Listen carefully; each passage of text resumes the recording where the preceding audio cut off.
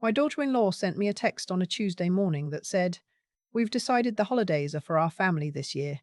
You showing up uninvited every year is exhausting. Please don't come for Thanksgiving. We need space from your neediness." My son never called to say she was wrong. So I did something I hadn't done in 31 years.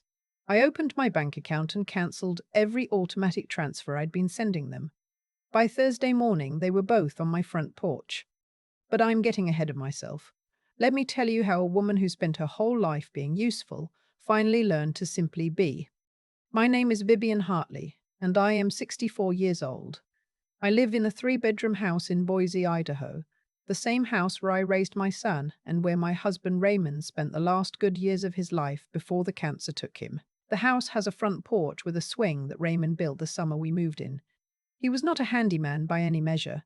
The swing lists slightly to the left and always has, but I have never fixed it. I don't intend to. Raymond died 4 years ago this past March. Pancreatic cancer, which is to say he was fine in January and gone by April. We had 34 years together, which I know was more than many people get, and I try to be grateful for that. Some days it works. I was a dental hygienist for 28 years. I retired 18 months before Raymond got sick, which turned out to be a grace I didn't know I was receiving at the time. It meant I could be with him completely at the end. No rushing off, no apologizing to patients, no asking my supervisor to cover my chair. Just me and Raymond, and whatever time we had left. After he died, the house got very quiet. My son, Donovan, lives 40 minutes away in Meridian with his wife, Kayla, and their two kids, my granddaughter, Lily, who just turned 9, and my grandson, Cooper, who is 6 and obsessed with anything involving wheels. I love those children with a fierceness that still surprises me sometimes. When Raymond died, I clung to them. I am not ashamed to say that. They were something living and warm in a world that had gone very cold. The trouble started slowly, the way trouble usually does. About 8 months after Raymond's funeral, Donovan called on a Sunday afternoon. He sounded careful, the way he does when he's about to ask for something he's not sure he should ask for. "Mom, hey. So Kayla and I have been talking, and we're kind of in a rough spot right now. The mortgage refinanced higher than we expected, and we're short this month. Just this once, would you be able to help us out?" I asked how much. 2,200 would cover it. I sent it that day. He called the following week to say thank you. He sounded relieved, genuinely so, and he said, "Mom, you're a lifesaver, I mean it." Those words settled into me somewhere deep. I had been useful. I had been needed. In the months since Raymond died, I had been looking for evidence that my presence in the world still mattered to someone, and here it was. 3 months later, Kayla's car needed a new transmission. $3,400. 2 months after that, they were behind on their credit card payments. 1,500. By the time the first anniversary of Raymond's death came around, I had set up an automatic transfer of $2,000 on the first of every month. Donovan had asked for it casually, almost as an afterthought on a phone call about something else. "Hey, rather than me having to keep calling when things get tight, what if we just did a standing thing? It would be easier for both of us." I agreed. It was easier. It also meant we didn't have to have the uncomfortable conversation each time. I told myself that this was what Raymond would have wanted. He had always worried about Donovan's financial judgment. Donovan had his father's charm and his father's blind spots, both, and I told myself I was honoring Raymond's instinct to protect our son. I told myself a lot of things that first year. Thanksgiving should have told me something. I spent 2 days cooking. Raymond's mother's sweet potato recipe, from scratch cornbread, a turkey I brined overnight the way a cooking show had taught me years ago. I set the table with the good dishes, the ones we used for company. I put out flowers. Donovan and Kayla arrived an hour and 20 minutes late. Kayla walked in looking at her phone. She said, "Smells good," without looking up. Donovan gave me a hug that lasted approximately 1.5 seconds and immediately asked if the game was on. Lily ran to me. She was the bright spot, as she always is. She climbed into my lap before dinner and told me in great detail about a book she was reading, something about a girl who discovers she can talk to horses. Cooper had found a die-cast truck in the basket of small toys I keep for them and was driving it along the baseboard heater, completely absorbed. At the table, Donovan and Kayla spent most of the meal on their phones. I tried to ask about Kayla's job, about the kids' schools, about the renovation they'd mentioned wanting to do on the kitchen. I got short answers, not rude exactly, but absent, like I was a radio playing in another room. At 6:15, Donovan pushed back his chair. We're going to head out. Kayla's tired, and the kids have school tomorrow. I had made 2 pies. Take some with you, I said. Kayla said she was trying to watch her sugar. Donovan took one of the pies and put it in a bag without really looking at it. At the door, Kayla paused. Oh, Vivian, the transfer comes on the 1st, right? I just want to make sure because I have a payment going out on the 2nd. Not thank you for dinner. Not the food was wonderful. Just the money is coming, right? I stood in my kitchen after they left and looked at the table with its good dishes and its wilting flowers and the untouched pie, and I felt something I didn't have a name for yet. It sat in my chest like a stone. That night I went into the closet in the hallway and found the box of cards and drawings the kids had made me over the years. Lily's handwriting progressing from big unsteady letters. Happy birthday, Grandma, I love you it, to the careful cursive she'd been practicing lately. Cooper's drawings, which were mostly circular but always labelled in someone else's handwriting, this is Grandma, this is Grandma's house, this is Grandma and me. I sat on the floor in the hallway for a long time holding those drawings. I texted Donovan that week to ask about Christmas. Light and easy, the way you do when you're trying not to seem like you're asking for something. Would love to spend Christmas together this year. I can come to you if that's easier, or you're all welcome here. I'll make Raymond's prime rib. Just let me know. He didn't respond for 4 days. When the answer came, it came from Kayla. Vivienne, we've decided the holidays are for our family this year. You showing up uninvited every year is exhausting. Please don't come for Thanksgiving. We need space from your neediness. Donovan agrees.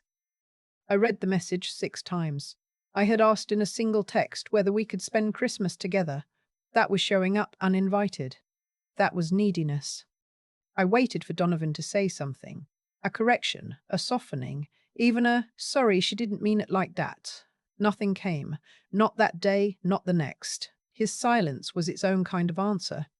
That night, I could not sleep. I lay in the bed Raymond and I had shared for 34 years, and I stared at the ceiling and I thought about the money. I had not let myself really think about the money in a long time. At 2 in the morning, I got up and went to my desk and opened my laptop. I pulled up my bank statements, not just recent ones. I went back to the month after Raymond died and I started adding the monthly transfers, 24 months at $2,000, $48,000. Before the transfers started, the individual requests, the mortgage shortfall, the transmission, the credit cards, the security deposit when they moved to the bigger house in Meridian, Lily's braces which insurance only partially covered, a medical bill from when Cooper had an ER visit, the down payment help when they bought the house in the first place. I made a column. I added everything I could document. The total was $112,000. $112,000 in less than 4 years. I had to stand up from the desk and walk to the kitchen and get a glass of water because my hands were shaking. Raymond's life insurance had been $200,000. He had been careful about it, careful about everything financial, in the methodical way of a man who grew up without much and never forgot what that felt like. That money is your safety net, Viviv, he had said, more than once. That's your future. Don't let anyone make you feel guilty about keeping it. I had given away more than half of it.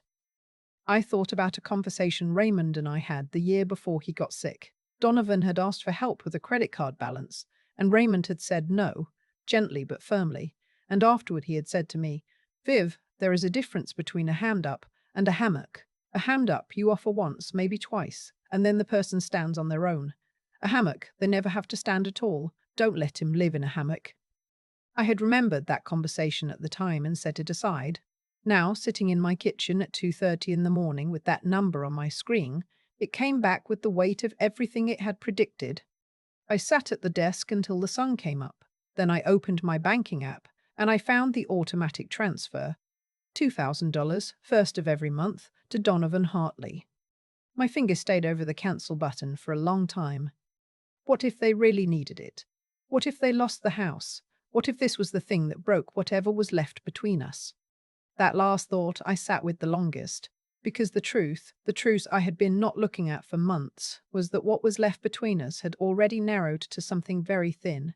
They didn't call to talk. They called when they needed something. Donovan had not once in 4 years called to ask how I was sleeping, how I was managing the grief, whether I was lonely. He called to tell me things cost money. I thought about what Raymond would say if he were here. I knew exactly what he would say. I pressed cancel. Then I opened Kayla's text and typed one word. Okay. And I turned off my phone. I slept for 5 hours. Real sleep, deep and dreamless. When I woke up, I made coffee and sat on the back porch in my coat because it was November and cold, and I wanted to feel the outside air on my face. The yard was brown and dormant. The bird feeder Raymond had hung from the elm tree needed filling. I made a note to fill it.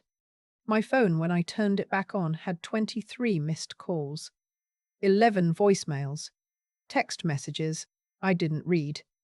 What I did instead was call Raymond's attorney, a man named Stuart Oakes, who had handled our estate planning and had known Raymond since before I did. He was 69 and semi-retired, and he had always treated me like a person with sense. Vivienne, he said when his assistant put me through, I haven't heard from you in a while. How are you holding up? I told him. Everything, the money, the transfers, the Christmas texts, the silence from Donovan. When I finished, there was a pause that felt careful. Vivienne, I need to ask you something directly. Did you give this money voluntarily, or did you feel pressured to give it? I felt like if I didn't give it, I would lose my son. Another pause. That's coercion, emotional coercion. It's not the same as freely giving. I hadn't thought of it in those words before. Here's what I want you to do, Stuart said. First, don't respond to any of their messages until we talk. Second, come see me this week. We need to look at your will. And third, he paused again. Do you have a trusted person, not Donovan, who could be your financial power of attorney if something happened to you? My sister, I said. Rosalind. She lived in Spokane, 3 hours away, and she was sharp and practical and had always liked Raymond. She had never entirely trusted Donovan's wife, a fact she had expressed exactly once and never raised again, because she respected my choices even when she disagreed with them. Perfect. Call her today. Tell her what's happening. I called Rosalind before I called anyone else. She picked up on the second ring and said, Viv, I was just thinking about you, and the ordinary warmth of it made my throat close up for a moment. I told her everything. She did not interrupt. When I finished, she said in the quiet voice she uses when she is genuinely angry, How long has this been going on? Since Raymond died. Does Donovan understand what he's taken from you? I don't think he's ever thought about it in those terms.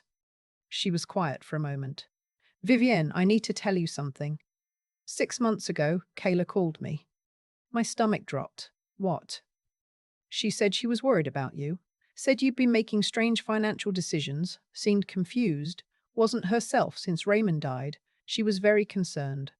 Rosalind's tone made it clear exactly how much she credited this concern. I told her I'd look into it, which I was already planning to do because I hadn't heard from you in longer than usual, and I was already— She stopped. I should have called sooner. She was prepping you. Yes, I see that now. The calls and texts kept coming that day and the next. Donovan's voicemails traveled the same arc that I imagined they would. Confusion first, then frustration, then something that sounded like panic but had the shape of demand. Mom, the mortgage is due. Call me back. This isn't funny. And then, quieter, almost conciliatory. Mum, just call me, please. I don't understand what's happening. I listened to all of them once. Then I saved them to a folder labeled, and I realized how strange this sounds. Evidence. Stuart had used that word. Documentation is your protection, Vivienne. Collect everything. Kayla's texts had a different quality. Less confusion, more anger. She had known what she was doing when she sent that message about Christmas. The anger in her follow-up texts was not the anger of someone blindsided. It was the anger of someone who had miscalculated. I met with Stuart on a Thursday. He sat across from me with the printout of my bank statements, and his expression got progressively graver as he read. Your current will leaves everything to Donovan as primary beneficiary, he said. Yes, we change that today. He folded his hands on the desk. Here's what I recommend. Your estate goes to Lily and Cooper in a trust. They receive it at 25, with conditions. Lily and Cooper's education is funded directly, not through their parents. Donovan and his wife receive $1 each. Rosalind becomes executor. Everything documented, so it's airtight.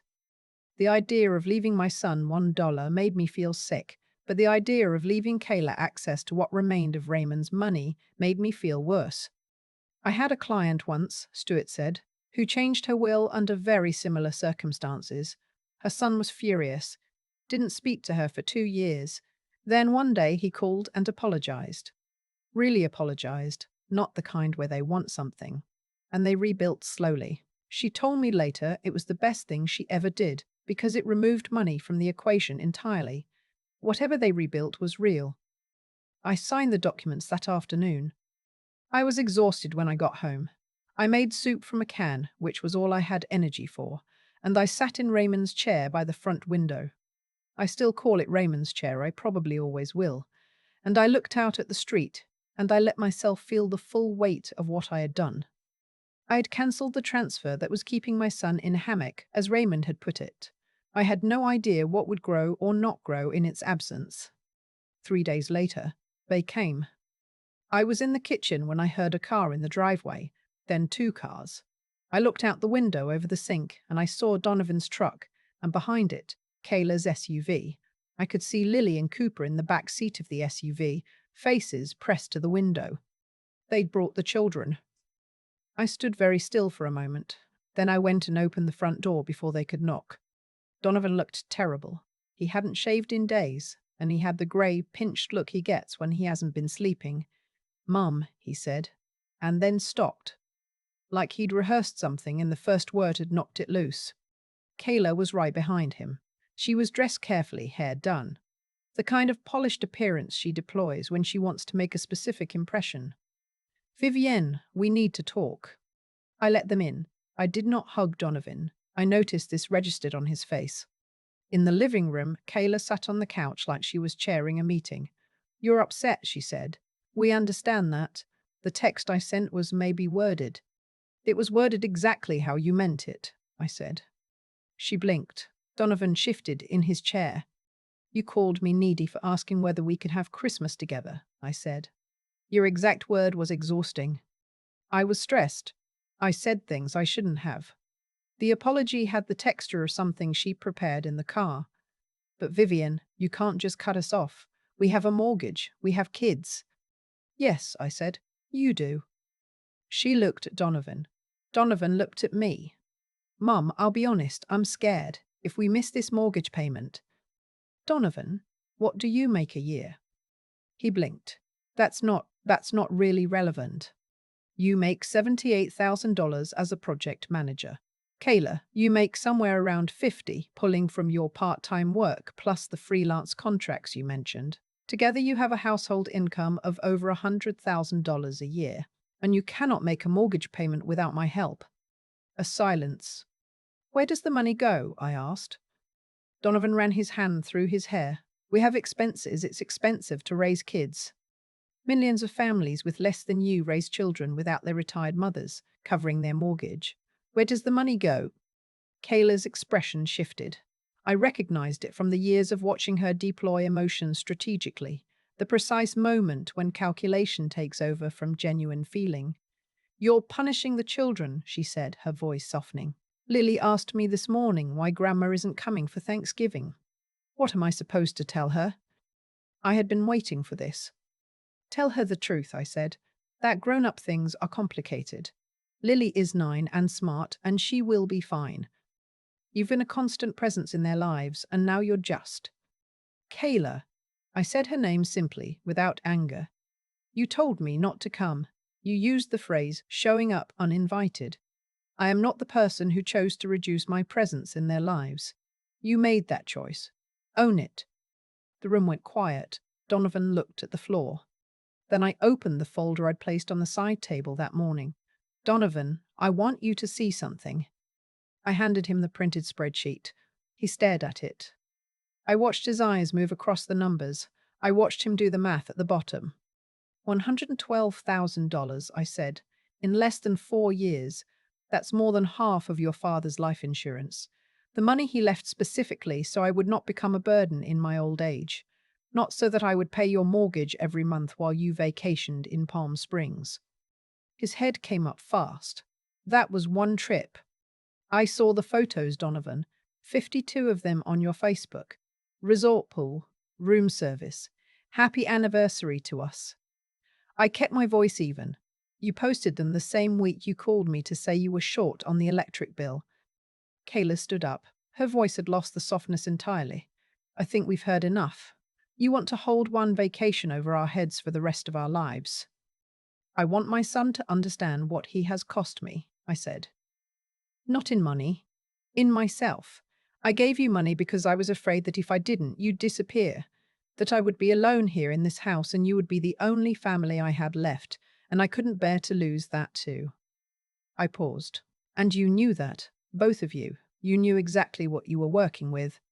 Kayla picked up her purse. This is manipulative and cruel. We came here in good faith.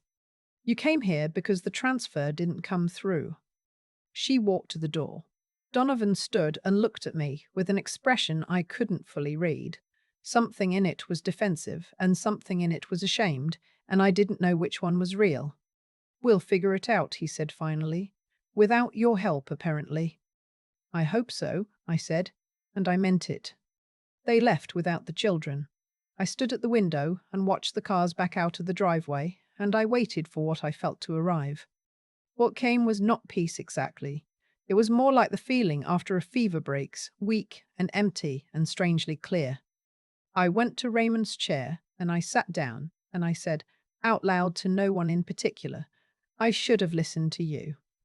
The days that followed were not easy. Donovan called twice. Both times I let it go to voicemail. He was less frantic now and more cold, which I suspected was Kayla's influence. One message said only, Mom, I don't know what you want from us, but I hope you're satisfied. I saved it to the folder. My sister Rosalind drove down from Spokane that weekend. She brought groceries and wine and her dog, a large gentle lab named something I could never remember how to spell. And we sat at the kitchen table for most of 2 days, and she let me talk, and she told me things I needed to hear. She also told me something I hadn't known. About 8 months ago, she said carefully, Donovan called me. Just to catch up, he said. But at the end he mentioned, very casually, that he was worried about your memory, that you'd been repeating yourself, forgetting things. I put down my glass. He said it like he was just concerned, Rosalind said. I didn't think much of it at the time, because you'd seemed fine to me, but now it had the shape of something that had been assembled piece by piece, in case it was needed. I called Stuart the following Monday and told him what Rosalind had said. His response was immediate. Vivienne, I'm scheduling you for a cognitive evaluation, this week if possible. A friend of mine, Dr. Frances Okafor, she's board certified and highly regarded. I want documentation that there is nothing wrong with your cognition before this goes any further. I didn't understand what any further meant until 3 weeks later, when Stuart called me and said, I need you to come in. There's something you need to see. The document he slid across his desk was a petition for limited guardianship, filed by Donovan, claiming I was experiencing cognitive decline, making financially reckless decisions, and required a court-appointed guardian to manage my affairs. The guardian they were proposing was Donovan himself. I read it twice. The language was clinical, concerned, designed to sound like the words of a worried son. It referenced my grief, my isolation since Raymond's death, the erratic financial decisions of recent months, by which it meant cancelling the transfer that had been funding their lifestyle. The evaluation, I said. Already submitted, Stuart said. Dr. Okafor's findings are thorough and unambiguous. Your cognitive function tests in the 94th percentile for your age group. Executive function excellent. Memory above average. No evidence of impairment of any kind. He leaned forward. Vivienne, your son filed this petition 6 days after you cancelled the transfer. There is nothing subtle about what he is doing. The hearing was set for January. Stuart prepared me well. He told me exactly what to expect, how to sit, how to speak, what Donovan's attorney would try. He told me to answer questions directly and not to let my emotion become their evidence.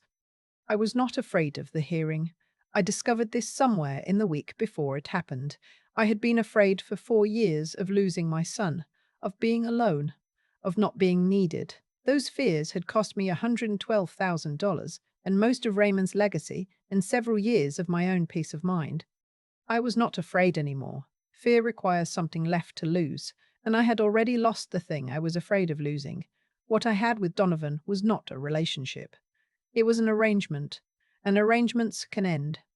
Judge Willa Stanton was a small, compact woman in her early 60s who had clearly reached an age where she no longer felt any obligation to conceal her opinions.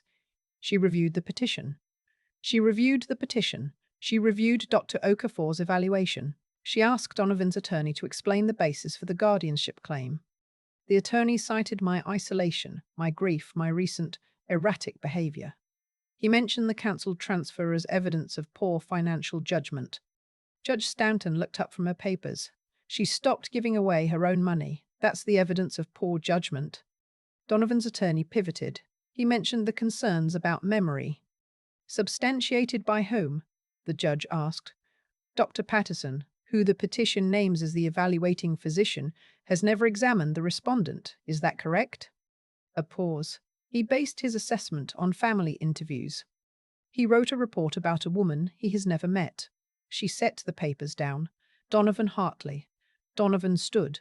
He was wearing a tie, which he almost never does, and he looked like a man who had dressed for an occasion that was going differently than he planned. How long has your mother been sending you money? We've had a financial arrangement. How long? Close to 4 years. In total, approximately how much? His attorney touched his arm. Your Honor, we don't see the relevance. I'll determine relevance. How much? Donovan looked at me for a moment. Something crossed his face. Around $100,000. And when she stopped, you filed a petition claiming she was mentally incompetent. Judge Stanton picked up the papers again. Your mother's cognitive evaluation shows no impairment whatsoever. The physician named in your petition has never examined her. The foundation of this petition is that your mother made a financial decision you didn't like. She looked at him steadily. Petition denied. Your mother will be reimbursed her legal fees in the amount of $14,000 to be paid by the petitioners within 60 days. She looked at the courtroom. This is not what this court exists for. Mrs. Hartley, you have the court's apology. In the hallway afterward, Donovan caught up to me. Mom, his voice was different. Not the voice from the voicemail, not the careful voice from the living room. Something stripped down. This wasn't supposed to go this far. What was it supposed to go? He didn't answer right away. Kayla thought if we could get power of attorney. Donovan, I stopped walking. Did you actually believe I have dementia? Even a little? He looked at the floor. When he looked up, his eyes were wet. No. I stood there looking at my son, my only child, the person I had rearranged my entire internal world to protect when his father died. He was 40 years old, and he had just tried to have me declared incompetent so that he could manage my money. And he was standing in a courthouse hallway crying. I don't have anything left to say to you right now, I said. Go home. I walked out of the courthouse into the cold January air, and Stuart put his hand on my shoulder, and I stood there for a moment breathing. Then I called Rosalind. The months that followed were the strangest of my life. Strange because they were, in many ways, the best months I had experienced since Raymond died. I started a watercolor class at the community center. I had no talent for it initially. My instructor, a cheerful retired teacher named Bernard, was very kind about this, but something about the practice of showing up weekly, of sitting with other people who were also learning, felt like water to a thirst I hadn't named. I joined a hiking group, women mostly, my age mostly, who walked the trails around Boise 2 Saturday mornings a month. I lost 12 pounds without trying. My blood pressure, which had been creeping upward, came back to normal. My doctor asked what I was doing differently, and I said, less than I was doing before, and she wrote something in her chart that she didn't share with me. I joined a grief support group that met Thursday nights at a church 2 miles from my house. I went once expecting not to go back and ended up going every week for 4 months. A woman named Frances, different Frances from my doctor, had lost her husband and then spent 3 years funding her daughter's business ventures before the daughter turned around and sued her for emotional distress. We became friends. She had a dry, cutting humor about the whole thing that I found myself returning to like medicine. I went to see Lily and Cooper on my own terms. I called Kyle, Donovan, and Kayla's neighbor who had babysat Lily and Cooper since they were small, and who had been, without fanfare, quietly horrified by what had happened, and I asked if he knew anyone who might be willing to arrange independent visits with the children. It turned out he knew quite a lot. He knew that Donovan and Kayla were not doing well. He knew that Donovan had started going to therapy. He knew that Kayla had moved out 6 weeks after the courthouse.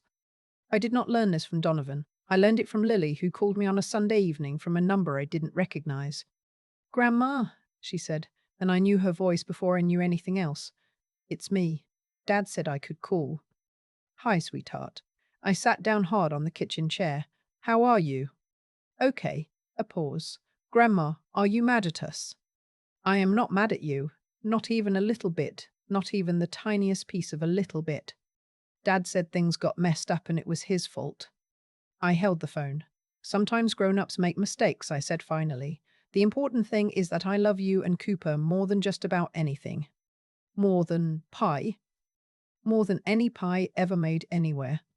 She laughed. It was the best sound I had heard in months. Donovan and I spoke for the first time 5 months after the courthouse, on a Thursday evening in June. He called without warning, and I almost didn't answer. And then I thought about Lily's laugh, and I picked up. "Mom." His voice was careful but not calculated. "I'd been in therapy since February. I don't expect that to mean anything to you right now. I just wanted you to know." I didn't say anything. "I want to tell you what I told my therapist," he said. "I was using money to manage my anxiety. Not the money we were spending, I mean your money. As long as you were sending it, I didn't have to face the fact that we were living way outside what we actually earned. Every time we needed something, I just called you. And it worked. And after a while, it didn't feel like taking. It felt like that was just how things were." A pause. I knew, on some level, that it was wrong. I don't know how to explain that. I think I'd spent so long not looking directly at it that it had become something I just moved around. "And the guardianship petition?" A silence. "That was Kayla's idea, and I went along with it because I was afraid of losing the money and of actually looking at what I'd become." He exhaled. "That's not an excuse. I know that. I just want to be honest about what it was." I sat in Raymond's chair in the growing summer dark, and I thought about what I wanted to say. "Donovan, I need you to understand something. I cannot go back to what we were. Not the money, and not the relationship that grew up around the money. Whatever we have from here has to be built on something else entirely." "I know. I am willing to try. But you should understand what I'm willing to offer and what I'm not." I told him. I would be available by phone. I would see the children whenever we could arrange it. I would show up for things that mattered. Graduations, emergencies, the ordinary and extraordinary moments of their lives. I would not give him money, not for emergencies, not for mortgage payments, not under any circumstances ever again. That part was over.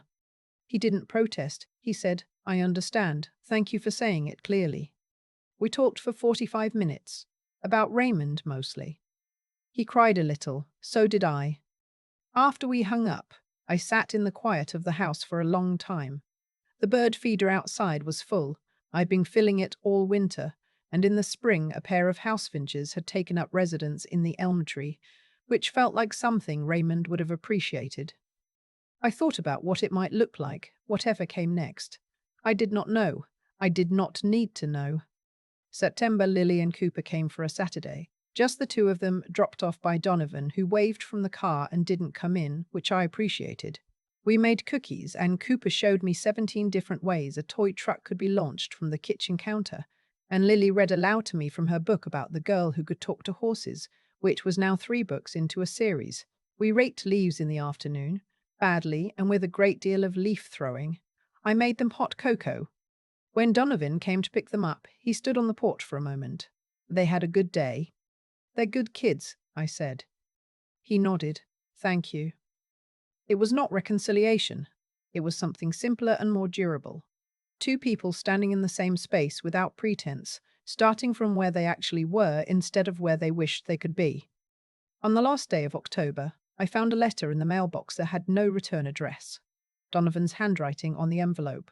Inside was a check for $2,000 and a note that said, "First of many. I know it doesn't fix anything. It's not meant to. D." I held the check for a while. Then I endorsed it over to the scholarship fund the community center was raising in memory of a member who had died that spring. It felt like the right place for it. That night, I sat down and wrote in my journal for the first time since Raymond died. I wrote for a long time. At the end, I wrote, Raymond always said the hardest thing was to let someone you love experience the consequences of their own choices. I always thought that was about them. I know now that it was about me. It was about whether I trusted love enough to let it survive without money propping it up. I think I do. I think I finally do. The roses in the backyard are dormant for the winter. They'll come back in the spring. In this part of the country, they always do. Raymond used to say that the hardest thing about love is knowing when it's being used as a leash. I didn't understand what he meant for a long time. I thought love was supposed to make you give more, stretch further, hold tighter. I thought that was what being a good mother looked like. What I understand now, sitting on the other side of everything that happened, is that I confused love with fear, and I let that confusion cost me 4 years and $112,000 and most of my own sense of self. Here is what I come to believe about the way things unfolded, and I don't mean this in any spiritual sense. I mean it as a plain observation about how life tends to work. What I gave Donovan wasn't just money. It was permission. Every transfer said, without my intending it, you don't have to stand on your own. Every time I sent money the week after they'd been cold to me or dismissive or distracted, I was teaching him that coldness had no consequences. I was teaching Kayla the same thing. And because I kept the arrangement going, I never had to see clearly what we had actually become to each other, which was not a mother and a son, but a lender and a borrower who had forgotten the terms. Stopping the transfers was the most morally honest thing I had done in years. That's not a dramatic claim. I mean it in the quiet, specific sense that honesty requires. I finally told the truth about what I could sustain, what I deserved, and what I was willing to accept. That took something I didn't know I still had. I had spent so much energy managing Donovan's comfort and Kayla's moods and the whole fragile ecosystem of their financial dependence on me that I had stopped tending to my own judgment. Getting it back felt less like courage and more like clearing a drain that had been blocked for years. Slow at first, and then all at once. What I know now is that it takes clear thinking to see a situation for what it actually is rather than what you wish it were. For years, I saw a son who needed help. The spreadsheet showed me something different. A pattern, a habit, a relationship that had reorganized itself entirely around what I could provide. That clarity, being willing to look at the numbers, to read the text messages without making excuses for them, to sit with Stuart and hear words like coercion and exploitation applied to my own family. That was the hardest kind of understanding, the kind that cannot be unfound once you find it. And then it took everything I had to hold that line once I'd drawn it.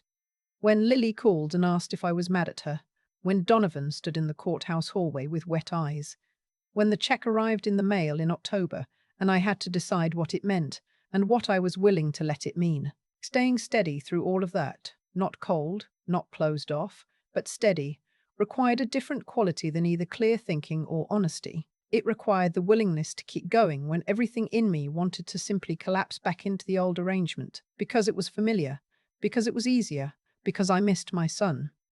I did not collapse, and whatever Donovan and I are building now, slowly, carefully, with no money in it, is something I can actually trust, because it was chosen, not purchased. Raymond was right about the hammock. He was also right about this. The roses always come back in the spring.